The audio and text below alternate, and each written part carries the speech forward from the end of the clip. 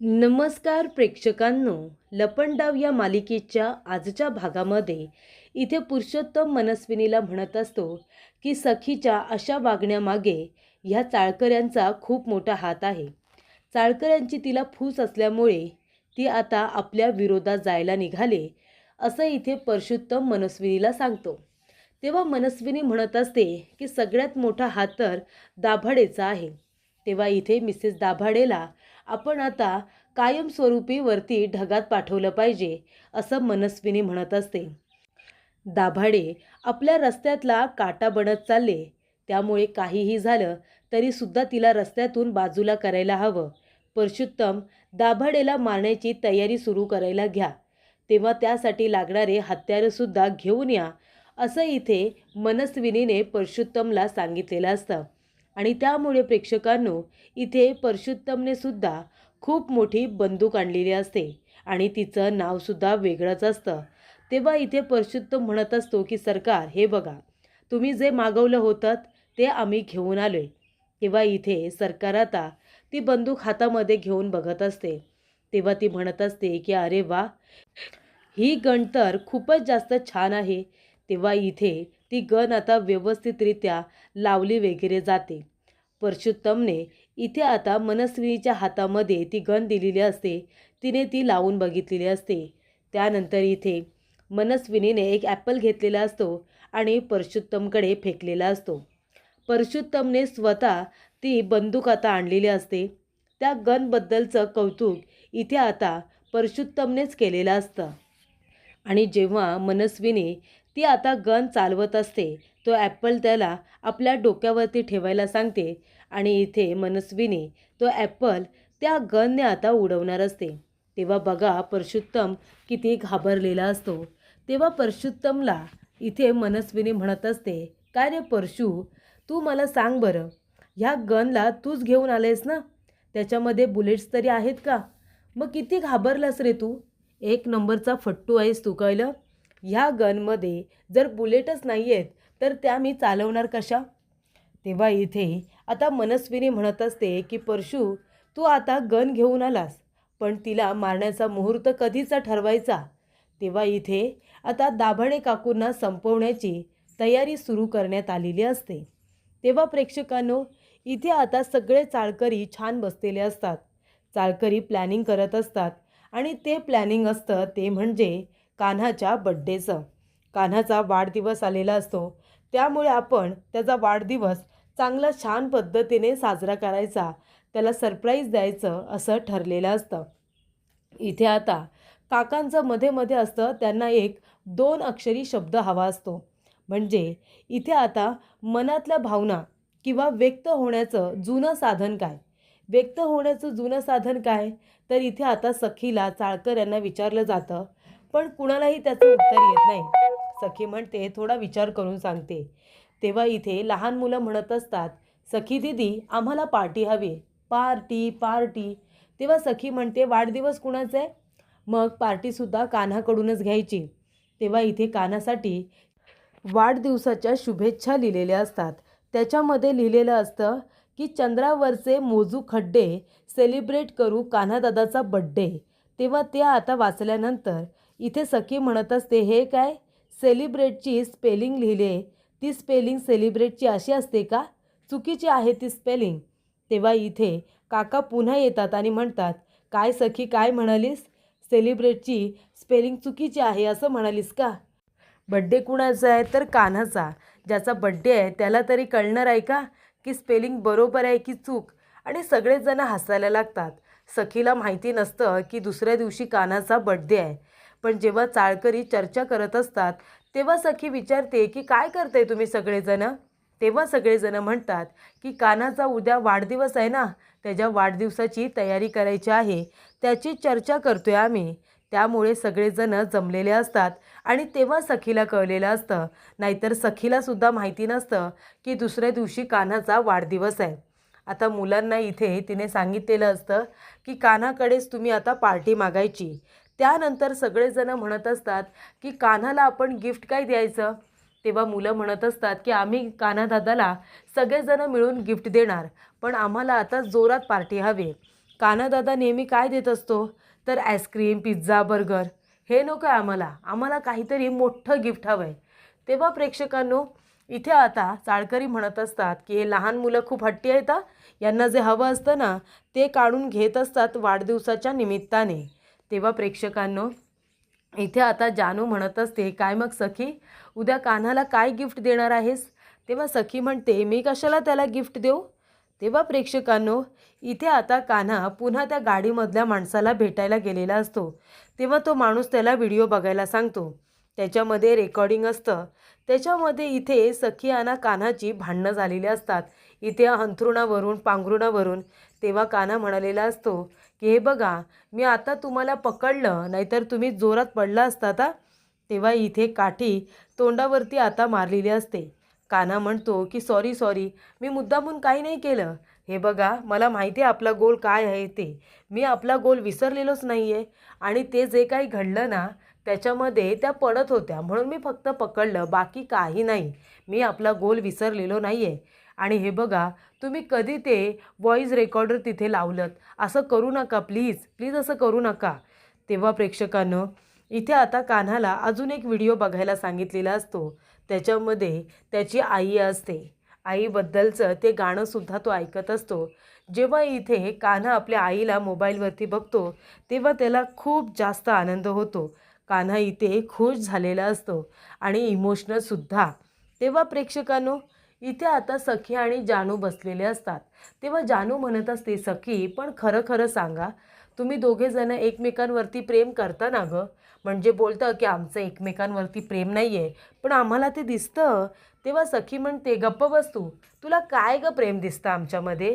ती म्हणते, मग काय, तुम्ही एकमेकांना किती सपोर्ट करत असता, लोकांची किती मदत करत असता एकत्र मिळून. ती म्हणते, कधी आम्ही एकमेकांना सपोर्ट केलं?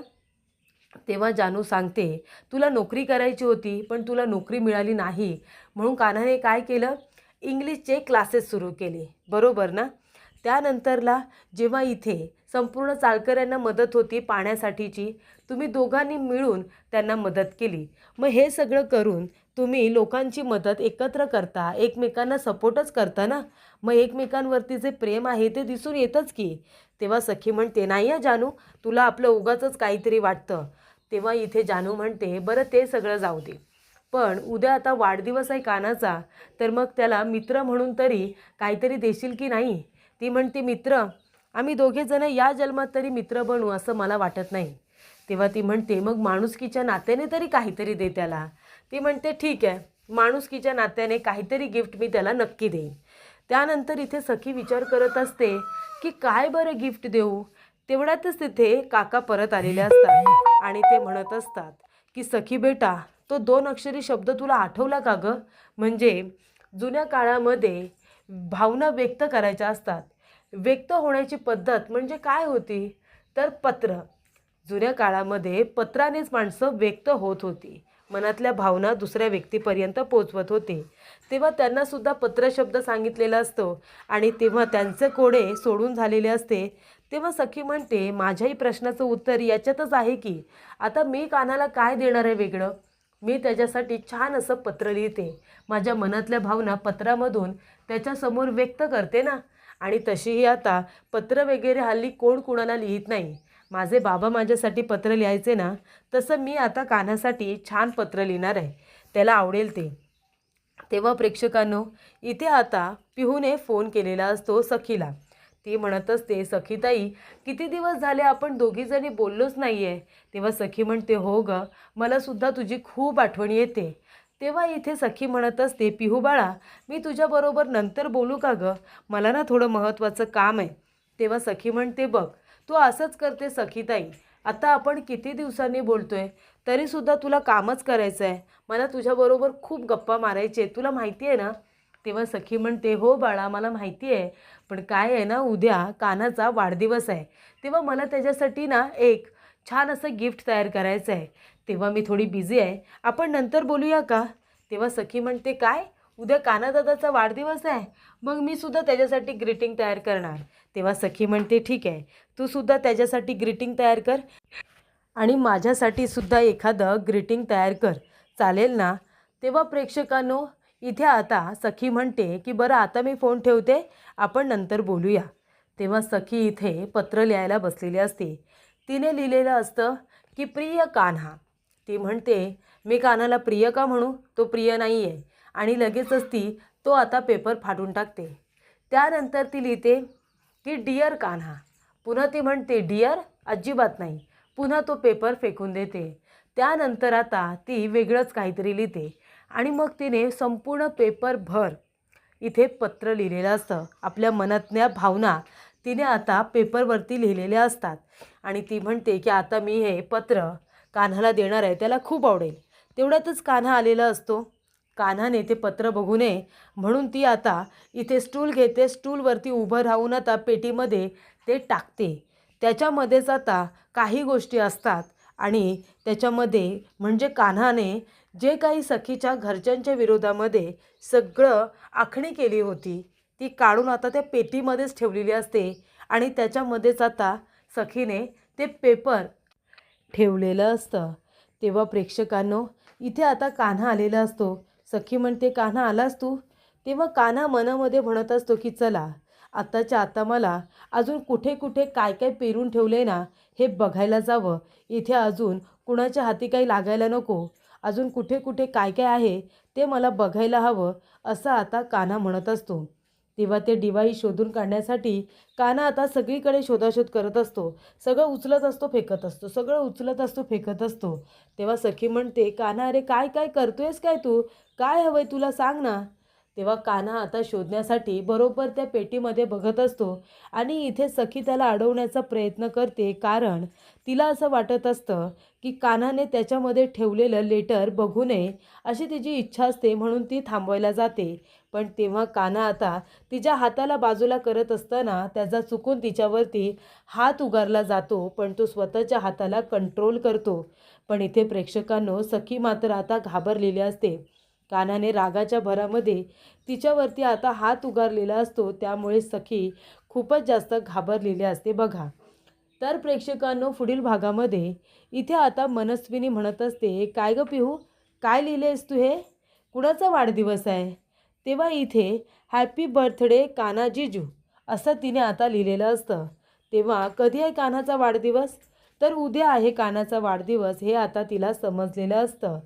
तेव्हा इथे मनस्विनी म्हणत असते की अरे वा, उद्या आहे का कान्हाचा वाढदिवस, खूपच चांगली गोष्ट आहे.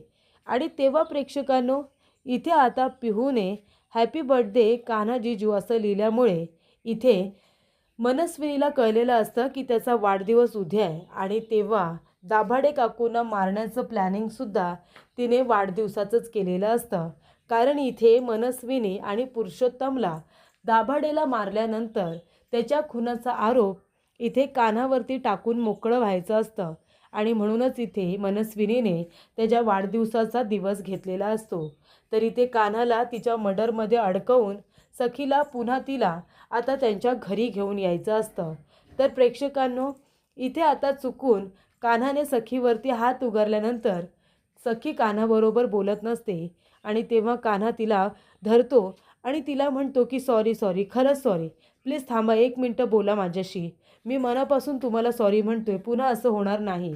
आणि तेवढ्यातच इथे आता गन घेऊन एक व्यक्ती बरोबर त्यांच्यावरती नेम धरून उभा असतो. आणि तेव्हा प्रेक्षकांनो इथे आता कान्हा सखीला सॉरी सॉरी म्हणत असतो आणि इथे तो माणूस त्यांच्यावरती गन रोखून उभा राहिलेला असतो.